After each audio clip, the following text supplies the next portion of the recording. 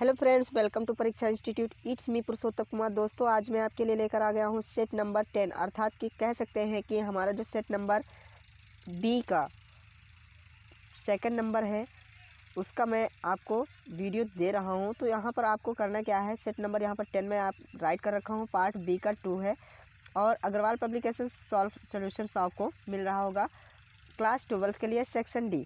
चलिए स्टार्ट करते हैं इस क्लास को, लेकिन उससे पहले अगर चैनल को आपने सब्सक्राइब नहीं कर रखा है तो सब्सक्राइब कर लीजिए। और अगर कोई वॉइस में त्रुटि हो जाए, क्योंकि इसमें मैं अनहेल्दी फील कर रहा हूँ, दैट्स वाई अगर कोई वॉइस में प्रॉब्लम्स होती है तो उसके लिए क्षमा प्रार्थी हूँ। चलिए स्टार्ट करते हैं इस सेशन को। यहाँ पर आपका क्वेश्चन नंबर 7 जो है वो है answer the following question in about 40 words each. हमें 40 शब्दों में उत्तर देना है। तो क्वेश्चन क्या है, चलिए देखते हैं बिना देरी किए। Why did Gandhi ji agree to a settlement of mere 25% in the lesson Indigo. Indigo part में गांधी जी केवल 25% के समझौते के लिए क्यों सहमत हुए?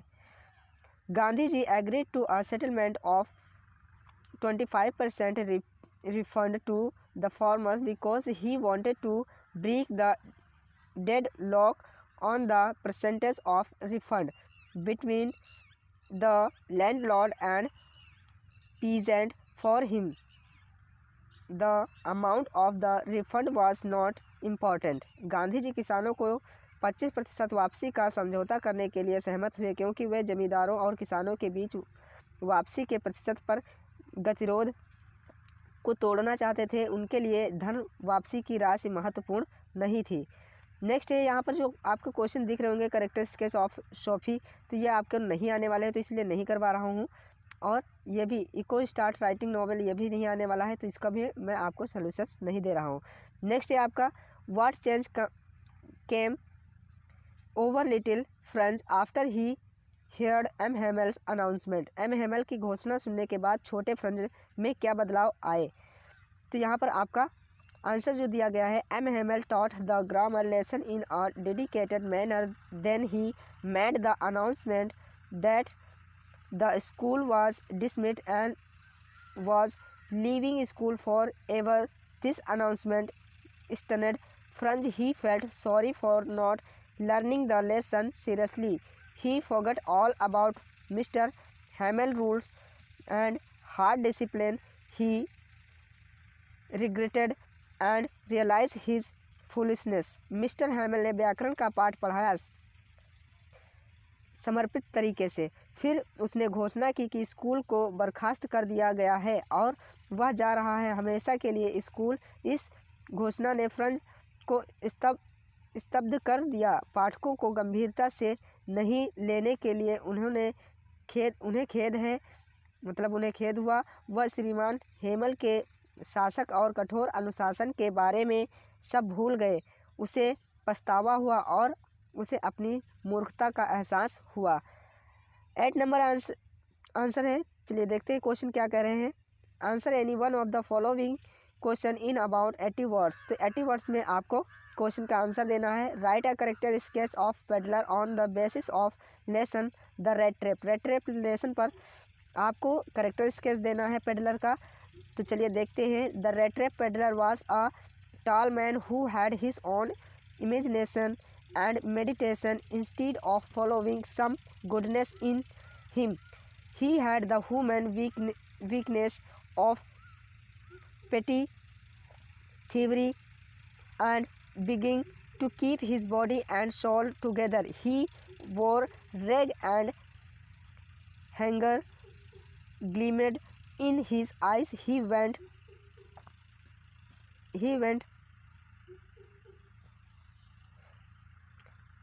round selling self-made small red trap of wire devoid of any sheltering place.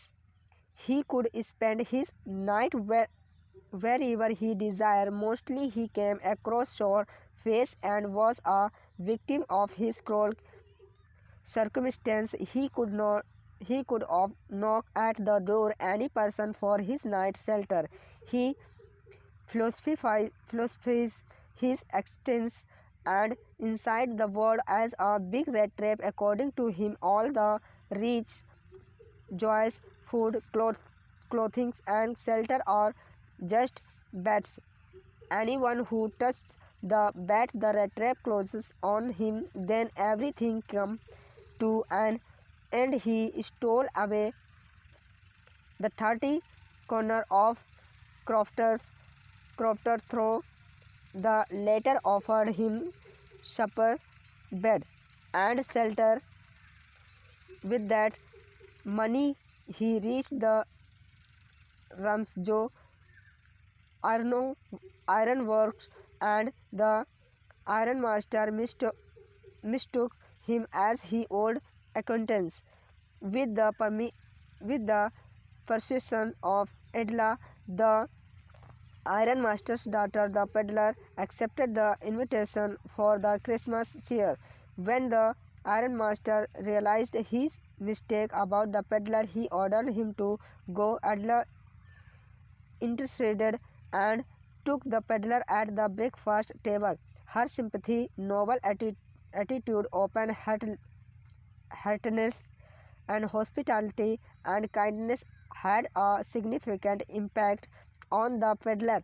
While leaving, he left behind a Christmas present for Edla, 30 kroner for Crofters and a letter stating that her noblessness had given him a chance to clean himself.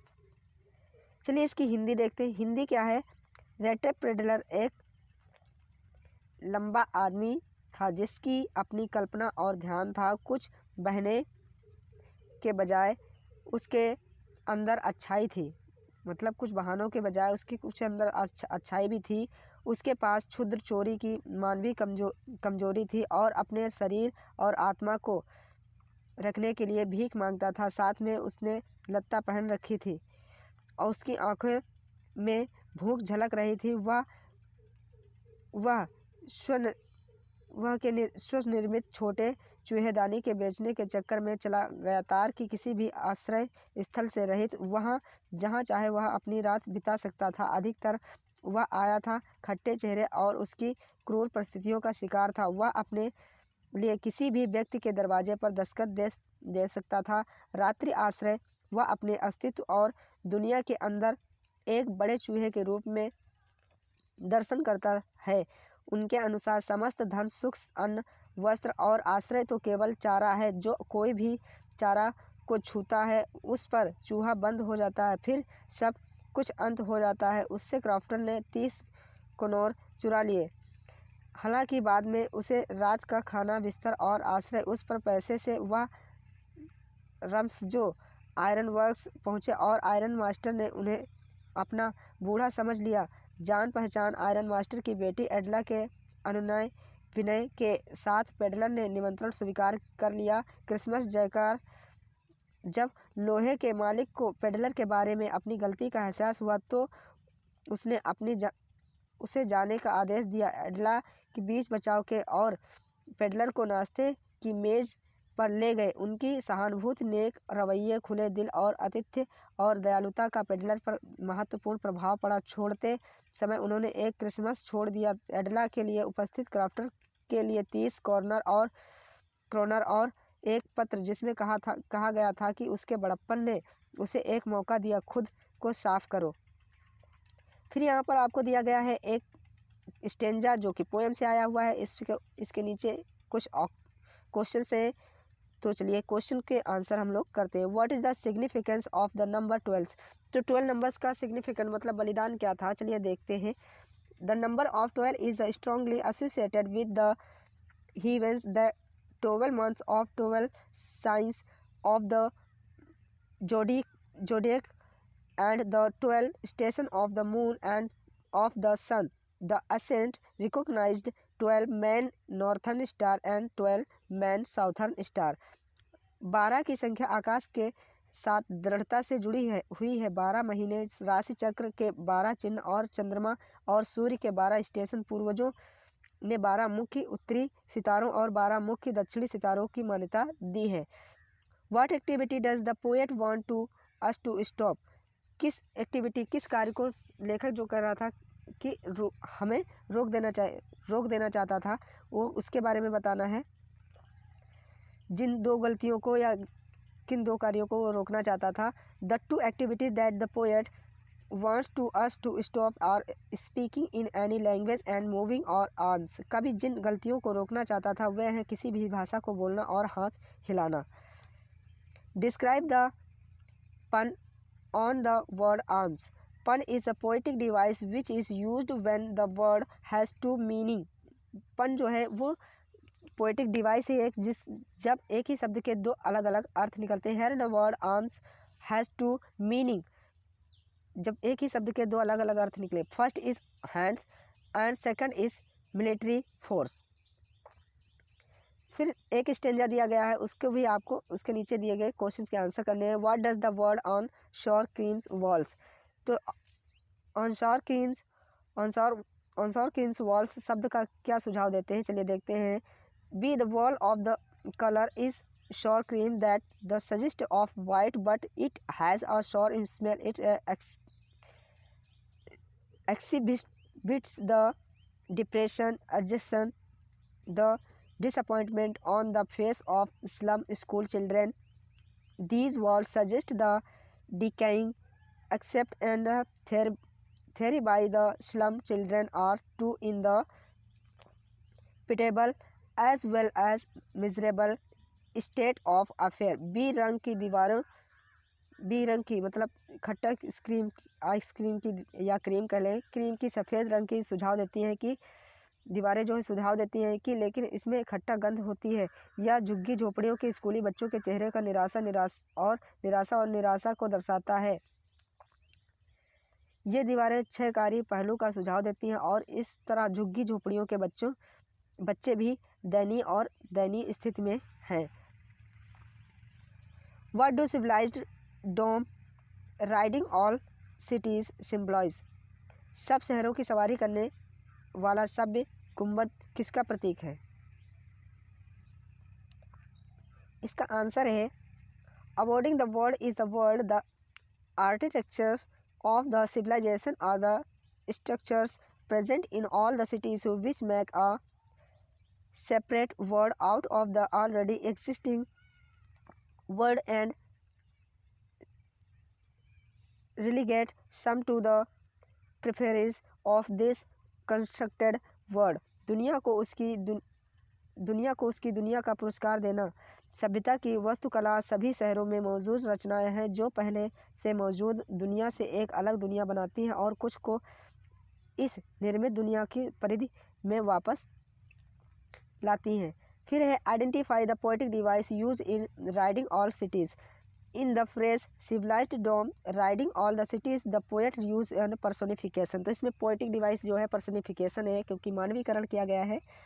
Give the central idea, इसकी मैंने central idea पहले से ही करवा रखी है और road side की आपको इस बार सेंट्रल आइडिया नहीं आने वाला है तो इसको मैं नहीं करवा रहा हूँ। और keeping quiet key thing of beauty की पहले से करवा चुका हूँ मैं, तो इसको नहीं करवा रहा हूँ इसमें। Answer the following question in about 40 words. तो क्वेश्चन 40 वर्ड्स में आपको आंसर देने हैं। Does Charlie agree the his stamp collecting habit is a way of escapism. Why, क्या चार्ली इस बात से सहमत है कि उनकी डाक टिकट इकट्ठा करने की आदत पलायनवाद का एक तरीका है, क्यों? No, Charlie doesn't agree with this claim of his psychiatrist friend. Charlie's grandfather was a stamp collector, yet he was a happy man and never ran away from any reality. नहीं, चार्ली अपने मनोचिकित्सक मित्र के इस दावे से सहमत नहीं है। चार्ली के दादा स्टैम्प कलेक्टर थे, फिर भी वे एक खुश मिजाज आदमी थे और वे कभी किसी वास्तविकता से दूर नहीं भागे। Why did the Maharaja decided to get married? महाराजा ने शादी करने का निश्चय क्यों किया? The Maharaja suddenly decided to marry because firstly he was a marriageable age, the secondly he wanted to kill third party more tiger in his father-in-law estate in order to complete the tally of 100 tigers. महाराजा ने अचानक शादी करने का फैसला किया क्योंकि पहला वह विवाह योग्य उम्र का था और दूसरा वह 100 बाघों की संख्या को पूरा करने के लिए अपने ससुर के राज्य में 30 और बाघों को मारना चाहता था. नेक्स्ट है why was the author spellbound on reaching Antarctica in the lesson Journey to the End of the Earth. Journey to the End of the Earth पाठ में अंटार्कटिका पहुंचने पर लेखक का जादू क्यों बंधा था.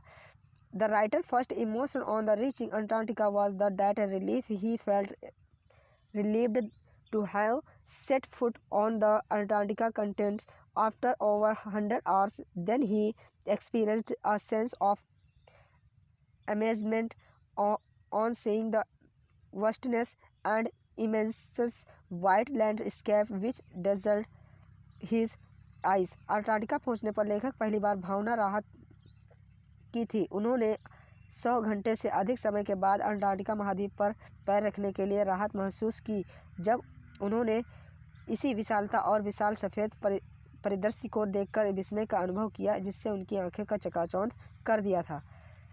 फिर बाद में यहाँ पर जो दिया गया है ये जितिका वाला ये भी इस बार नहीं आने वाला है. उसके बाद में मैं आपको आंसर जो करवा रहा हूँ ये पहले से फुलफिल वाला मैंने करवा दिया है. A number why did the tigers ये पहले से करवा रखा हूँ तो इसको नहीं करवा रहा हूँ. आपको आंसर बी करवा रहा हूँ. Right the character sketch of old general in the lesson the enemy.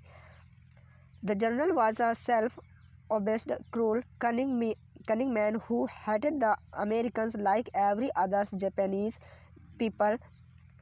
Said he was so cruel that he beats his wife rudely, leave alone what he would do with his enemy who are caught as war prisoner. He was quite insensitive in his way and thought of none other than himself during the war time. He didn't allow the Dr. Sadao to go the dead soldier as he may need an operation for which he required highly qualified and sincere doctor like Dr. Sadao. When he got to know about the presence of the American soldier in the house of Dr. Sadao and also got to know he won't be able to resist more than one attack, he thought of his personal interest only and took no chance to risk Dr. Sadao in any way, as he knew none other than Dr. Sadao can operate on him with so greater success. Keeping that in mind, he planned to have the American killed and his body removed by his personal assassins, which won't raise any suspicion, and by this way Dr. Sadao would remain safe. General एक आत्ममुग्ध क्रूर चालाक आदमी था जो हर दूसरे जापानी की तरह अमेरिकियों से नफरत करता था. लोगों ने कहा कि वह इतना क्रूर था कि उसने अपनी पत्नी को बेरहमी से पीटा. युद्ध बंदियों के रूप में पकड़े गए अपने दुश्मन के साथ क्या करेगा. वह अपने तरीके से काफ़ी संवेदनशील था और अपने अलावा किसी और के बारे में नहीं सोचता था. युद्ध के दौरान उन्होंने डॉक्टर सदाओ को सैनिकों के साथ जाने की अनुमति नहीं दी क्योंकि उन्हें एक ऑपरेशन की आवश्यकता हो सकती थी जिनके लिए उन्हें डॉक्टर सदाओ जैसे उच्च योग्य और ईमानदार डॉक्टरों की आवश्यकता थी. जब उन्हें सदाओ के घर के अमेरिकी सैनिक की मौजूदगी के बारे में पता चला, यह भी पता चला कि वह एक अधिक हमलों का विरोध नहीं कर पाएंगे, तो उन्होंने केवल अपने व्यक्तिगत हित के बारे में सोचा और जोखिम लेने का कोई मौका नहीं लिया. डॉक्टर सदाओ किसी भी तरह से जानते थे कि डॉक्टर सदाओ के अलावा कोई भी उस पर इतनी बड़ी सफलता के साथ काम नहीं कर सकता है. इस बात को ध्यान में रखते हुए उन्होंने अमेरिकी को मारने की योजना बनाई और उनके शरीर को उनके व्यक्तिगत हथियारों द्वारा हटा दिया गया जिससे कोई संदेह नहीं होगा. और इस तरह डॉक्टर सदाओ सुरक्षित रहेंगे। आई होप ये आपको वीडियो अच्छा लगा होगा। वीडियो अच्छा लगा तो चैनल को सब्सक्राइब कीजिए, वीडियो को लाइक कीजिए और हमारी कंप्लीट वीडियो सारी वीडियो देखने के लिए डिस्क्रिप्शन बॉक्स में प्लेलिस्ट दी गई है, वहां से जाकर के आप कंप्लीट प्लेलिस्ट को वॉच कर सकते हैं। अपने दोस्तों को शेयर करना मत भूलिए। चलिए मिलते हैं नेक्स्ट वीडियो में, तब तक के लिए बाय बाय, टेक केयर।